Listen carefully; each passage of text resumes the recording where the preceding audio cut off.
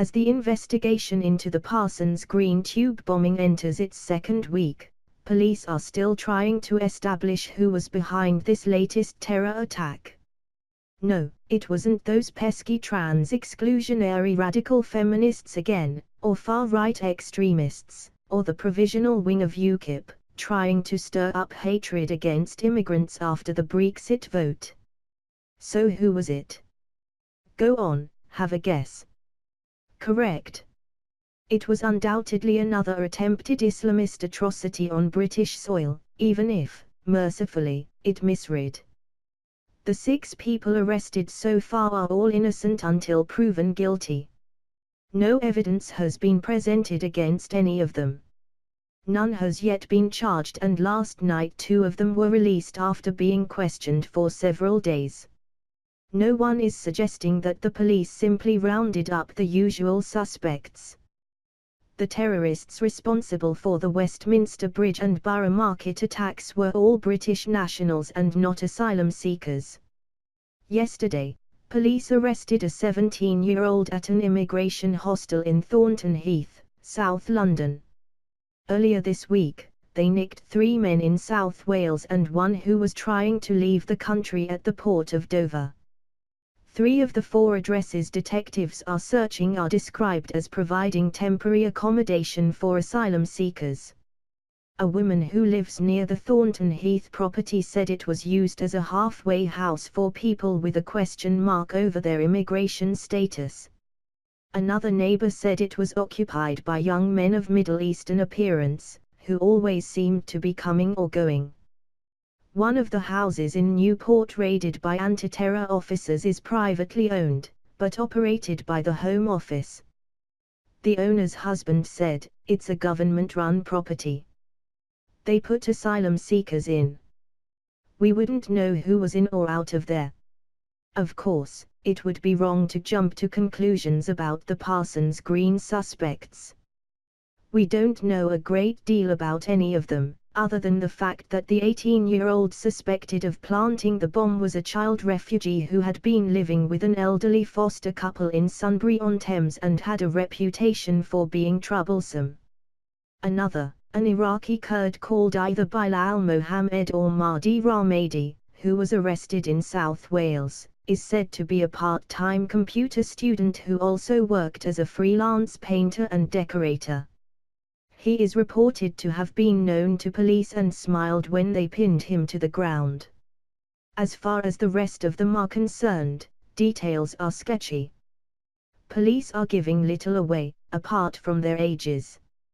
I emphasize, all may be victims of mistaken identity with rock-solid alibis. But, apart from a 48-year-old released last night, all conform to the stereotype of so-called refugees who have been arriving in Britain from the Middle East in recent years. As I have been pointing out since the invasion of Europe started a few years ago, most of these asylum seekers are able-bodied young men of military age about whom we know next to nothing. In the case of the Iraqi Kurd arrested in Newport, he goes by 2 different names. Mahdi Rahmadi sounds like a 4-star desert inn resort. To be blunt, are we confident that he's an Iraqi Kurd, and not some other nationality? The truth is that the powers that be don't bother to ask too many questions of these asylum seekers, who all claim to be in civil war back home. Right from the off, we've been asking, where are all the women? If you were in tyranny and certain death, wouldn't you bring your wives, mothers, sisters and daughters with you, instead of abandoning them to their fate? Only recently, the European immigration authorities were forced to concede what this column has maintained all along, that most of these predominantly male refugees are economic migrants, pure and simple. Yet politicians both in continental Europe and here in Britain would rather give all these asylum seekers the benefit of the doubt. Background checks vary from cursory to non-existent.